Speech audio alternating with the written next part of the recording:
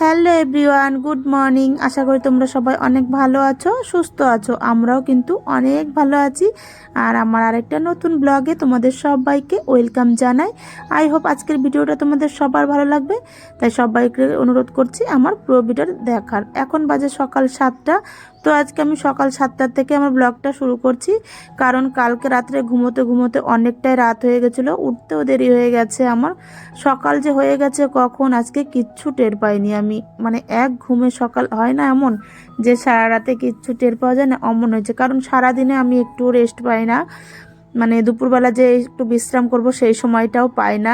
আর শুতে মানে ঘুমোতে ঘুমোতে অনেকটা রাত হয়ে গেছে, বুঝতেই পারছো দেরি হয়ে গেছে কতটা। তো ভাবছি আজকে কখন কি করব। তবে আমি কোনো টেনশন না নিয়ে কিন্তু আমি আমার সংসারের কাজগুলো করে ফেলি, কারণ যদি মনের মধ্যে টেনশন করি না যে অনেকটা বেলা হয়ে গেছে কখন কি করব, এতে কিন্তু আরও ঘাবড়ে যেতে হয় আর কাজে আরও দেরি হয়। তো আমি কোনো টেনশন না করে আমি আমার মতো কাজ করে যাচ্ছি, দেখব ঠিক টাইম মতো আমার কাজটা হয়ে যাবে। বেশি টেনশন করলে কাজ আগায় না, এতে আরও দেরি হয়। তাই আমি কোনো রকম টেনশন করি না যদি ঘুম থেকে উঠতে দেরি হয়। আমি আমার স্টেপ বাই স্টেপ কাজগুলো কিন্তু ঠিক করে ফেলি। তো সকালবেলা ঘুম থেকে উঠেই তো বাসি কাজকর্ম এগুলো তো সারতেই হবে। আর এখন ওয়েদারটা এতই বাজে পড়েছে, সকালবেলার দিকে দেখবে কি ঠান্ডা লাগে যখন ঘুম থেকে উঠলাম, আবার দুপুরে গরম, আবার রাত্রে ঠান্ডা। কি করব বুঝে পাই না, এতে কিন্তু আরও শরীর খারাপ হচ্ছে। তাই আমি সকালবেলা ঘুম থেকে উঠে কিন্তু ঠান্ডা ঠান্ডা দেখে হালকা একটা টুপিওয়ালা গেঞ্জি পরে নিয়েছিলাম। যেই ওটা পরলাম আবার দেখি গরম লাগছে, তো সেটাকে আবার খুলে ফেললাম। কী যে করব বুঝতে পারি না। তবে একটু সাবধানে থাকতে হবে এখন, কারণ এখন বসন্তকাল আর ওয়েদারও চেঞ্জ হয়ে যাচ্ছে। সকালে ঠান্ডা, দুপুরে গরম, আবার রাত্রেবেলা ঠান্ডা। এই করে করে কিন্তু সবার শরীর খারাপ হচ্ছে, তাই সবাইকে সাবধানে একটু থাকতে হবে। আর আমার সোনা মা তো কিচ্ছু গায়ে পড়বে না সকালবেলা উঠেও, আর ওকে জোর করিয়ে করিয়ে পড়তে হয়। আর সন্ধেবেলা তো কিচ্ছু গায়ে দেবে না, বলে আমার গরম লাগে, ঘেমে যাচ্ছি, ফ্যান চালাবে মানে।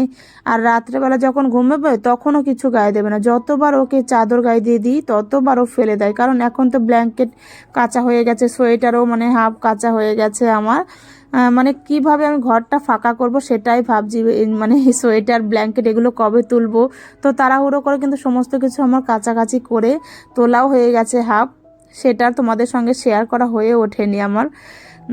কারণ সবই মেশিনে কেচেছি, এত মোটা মোটা ব্ল্যাঙ্কেট তো হাতে আর কাচা সম্ভব নয়, তাই সবই ওয়াশিং মেশিনে দিয়ে কেচে ফেলেছি আমি।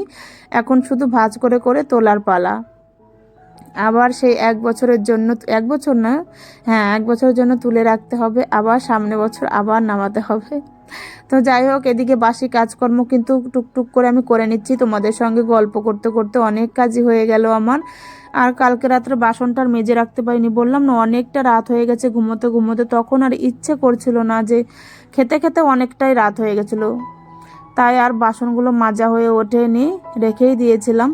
তো অল্প কটায় বাসন সকালবেলাও মাজা হয়ে যাবে। বললাম না আমি কোনো টেনশন না করে কিন্তু আমি আমার মতো কাজকর্মগুলো করে ফেলি। যদি এতে টেনশন করি না তাহলে আরও দেরি হয়ে যাবে। তো অল্প কটা বাসন, রাতে তো রুটি খাই, বেশি বাসনও হয় না, তো সেগুলো মেজে ঘষে নিচ্ছি আমি। আর এখন থেকে ভিডিও আমি প্রত্যেক দিন দুপুরবেলা 12:30 কি 1টার মধ্যে দেব।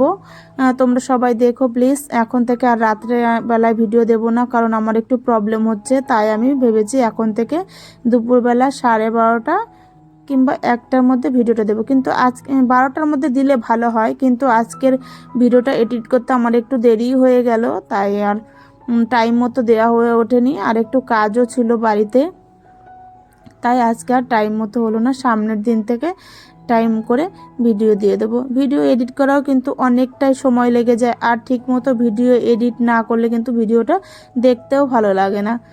তাই আমি সবসময় চেষ্টা করি সুন্দর করে ভিডিওটা এডিট করার। জানি না তোমাদের কতটা ভালো লাগে। যেই জিনিসটা আমার ভালো না লাগবে সেইটা তোমাদের কি করে ভালো লাগবে বলো। তাই আমি সবসময় ভিডিও এডিট করার সময় আগে নিজে ভালো করে দেখে নিই যে কতটা হলো, আমার কতটা ভালো লাগলো, আর আমার বন্ধুদের কতটা ভালো লাগবে, সেই বুঝেই কিন্তু আমি ভিডিওটা দিই। জানি না তোমাদের কতটা ভালো লাগে। আর তোমরা যে সুন্দর সুন্দর কমেন্টস করো, এতে আমার কিন্তু আরও উৎসাহটা বেড়ে যায়। আর তোমরা অবশ্যই কিন্তু আমার ভিডিওটা দেখার সময় একটা করে লাইক দিয়ে ভিডিও দেখো। তো বাসি কাজকর্ম তো হয়ে গেল, এখন দুপুরবেলা রান্না বান্নার ব্যবস্থা করতে হবে। আর আমার স্নান পুজো হয়ে গেছে কাজকর্ম সেরে। আর আজকে দুপুরবেলা করব মাংস। আর আমাদের বাড়িতে প্রায় দিনই মাংস, সেইটা তোমরা যারা প্রথম থেকে আমার ভিডিওগুলো দেখছো তারা নিশ্চয়ই সবাই জানো যে আমার প্রত্যেকটা ব্লগে, মানে বেশিরভাগ ব্লগেই মাংসই দেখানো হয় রান্না। কারণ ছেলে তো খায় না মাছ টাছ, সেটা তো তোমরা সবাই জানো, ওর জন্যই আমাদের মাংস খেতে হয়। তো মুরগির মাংস এনেছে, আজকে মুরগির মাংস আর আলু ভাতে দেব। আর আজকে কোনো কিচ্ছু করব না রান্না বান্না, ভাত হয়ে গেছে। আর ওদিকে আলু ভাতেও দিয়েছি, এখন আলুটা মাখা করব একটু শুকনো লঙ্কা পেঁয়াজ দিয়ে।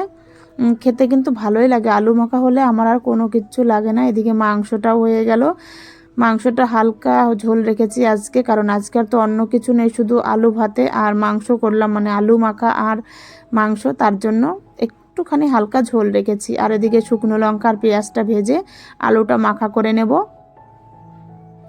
কারণ আজকে আর বেশি রান্নাবান্নার ঝামেলা করলাম না।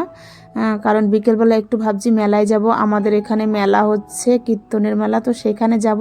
তাই বেশি কিছু রান্নাবান্না করলাম না, মেলায় গিয়ে তো আবার টুকিটাকি খাওয়া দাওয়ার ব্যাপার থাকে।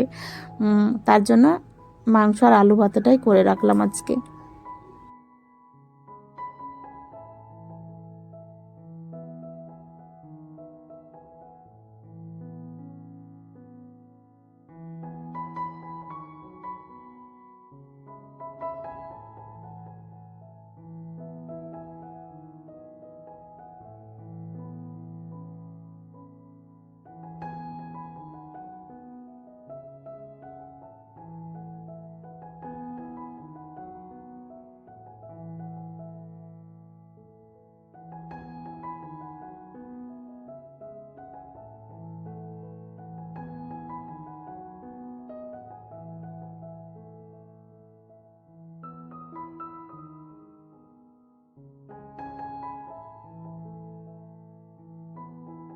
তো শুকনো লঙ্কা আর পেঁয়াজ দিয়ে আলুটা ভালো করে মেখে নিচ্ছি অল্প একটু নুন দিয়ে। কে কে এইভাবে আলু মাখা ভালো খাও? তো এইভাবে গোল গোল করে লাড্ডুর মতো বানিয়ে রাখছি আলুগুলো তিনজনের জন্য। তিনটে, তো তিনটের বেশিই হবে এখানে মনে হচ্ছে, আলুটা একটু বেশিই ভাতে দেওয়া হয়ে গেছে। আর যে বাজারগুলো এনেছিল আজকে সবজি বাজার, সেগুলোকে ঢেলে এখন ভালো করে ধুয়ে গুছিয়ে রাখবো। আর আলুগুলোতে এতটাই মাটি থাকে না, নতুন আলু, তো সেগুলোকে যদি ধুয়ে না রাখি না, বালিতে কিচকিচ করে সারা ঘর। তার জন্য আলুগুলো, আলু কাঁচা লঙ্কা পেঁয়াজ যা যা এনেছে সবই ঢেলে এখন ভালো করে ধুয়ে তারপরে জল ঝরিয়ে রেখে দেব। আমি সব সময় যখনই বাজার আনে এইভাবে ধুয়ে টুয়ে রেখে দিই, তাহলে দেখবে পরিষ্কার পরিষ্কার লাগে একটু ঘরটা। আর আলুতে এতটাই ধুলো, যখন চন্দ্রমুখী আলু আনবে তখন আর এতটা ধুলো হবে না, কিন্তু নতুন আলুতে না একটু বালি থাকে, তোমরা নিশ্চয় সবাই জানো। আর সবসময় বাজার থেকে সবজি এনে ধুয়ে রাখাই ভালো।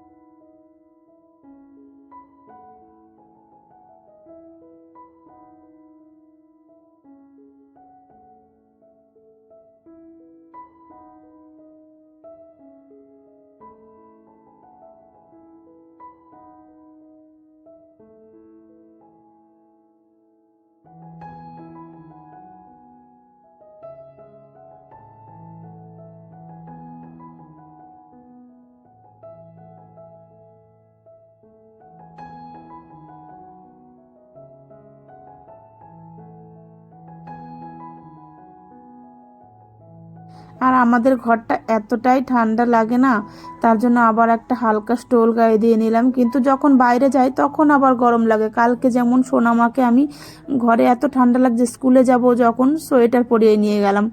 আর যে স্কুলে গেলাম আর অমনি এত গরম, সবাই আমাকে বলছে যে তুমি সোয়েটার পরিয়েছো কেন তোমার মেয়েকে। আমি বললাম যে না না, আমাদের ঘরের এতটাই ঠান্ডা লাগছিল, মনে হচ্ছে যেন শীত আছে। কিন্তু যেই স্কুলে গেলাম আবার সেই সোয়েটার খুলে সোয়েটারটা আমি বাড়ি নিয়ে চলে আসলাম, এতটাই গরম লাগছিল তখন। আর ঘরে যখন থাকি এতটাই ঠান্ডা, কি বলবো। দেখো আমি কিন্তু আবার আরেকটা স্টোল গায়ে দিয়ে নিয়েছি। আর জুতো তো সারা বছর পরতেই হবে, না হলে আমার পায়ের তলা একদমই খেয়ে নেয়। মানে সব সময় ঘরে জুতো পরতে পরতে এমন অভ্যাস হয়ে গেছে না, ভালো লাগে না জুতো না পরলে ঘরে।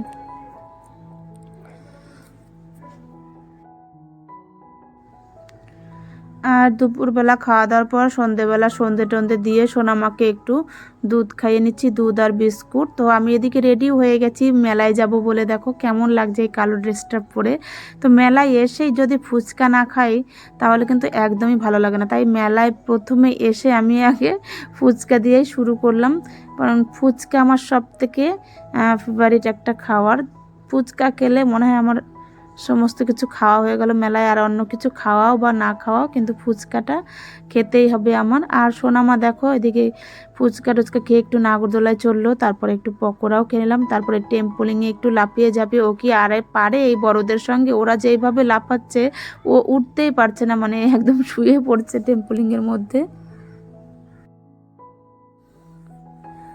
তো মেলায় তো খাওয়া দাওয়া হলো, বাড়ি গিয়ে তারপর রুটি আর মাংস করে খেয়ে নিলাম আজকে। তো আজকের মতো ভিডিওটা এখানেই শেষ করছি। তোমাদের যদি ভালো লাগে তাহলে অবশ্যই একটা লাইক কমেন্ট করে দিও। আর আবার দেখা হবে নতুন কোনো ভিডিও নিয়ে। তো আজকের মতো এখানে শেষ করছি। Tata, good night.